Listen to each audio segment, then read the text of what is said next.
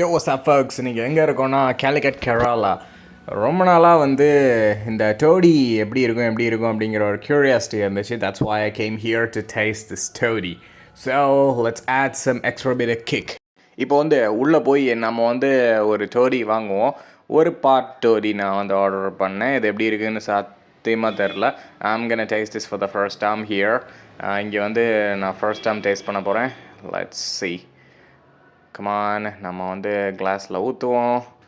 பார்க்குறதுக்கு like okay, taste பண்ணி பார்ப்போம். ஏ பழைய சோறு தண்ணி மாதிரி இருக்குது. பட் எப்படின்னு பார்த்தீங்கன்னா டேஸ்ட்டு ஜஸ்ட் அந்த பழைய சோறு தண்ணியில் சோடா ஊற்றினா எப்படி இருக்கும் அந்த மாதிரி ஒரு டேஸ்ட் இருக்குது. புளிப்பும் லைட்டாக லில் பிட் இனிப்பும் அப்படி லில் பிட் ஆஃப் ஸ்வீட்னஸ், லில் பிட் ஆஃப் சவர்னஸ் அப்படிங்கிற மாதிரி ஒரு டேஸ்ட்டில் இருக்குது. Come on, another shot. Okay guys, okay, இது வந்து ரொம்ப குடித்தா நமக்கு வந்து கிக் ஆயிரும்னு சொல்லுவாங்க. பட் இது வந்து பார்த்திங்கன்னா தென்னங்கல் அப்படின்னு சொல்லுவாங்க. இந்த மாதிரி நிறைய கல் இருக்குதுன்னு சொல்லி என் ஃப்ரெண்ட்ஸ் சொல்லி கேள்விப்பட்டிருக்கேன். லைக் என்னென்னா ஈத்தக்கல் அண்டு என்ன பனங்கல், அப்புறம் வந்து முந்திரி கல், அப்புறம் லைக் என்னமோ சம்திங், இது நிறைய சொல்லிகிட்டே போவாங்க.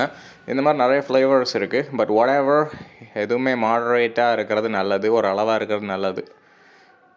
ஸோ இந்த கடையில் பார்த்திங்கன்னா க்ராபெல்லாம் வளர்க்குறாங்க.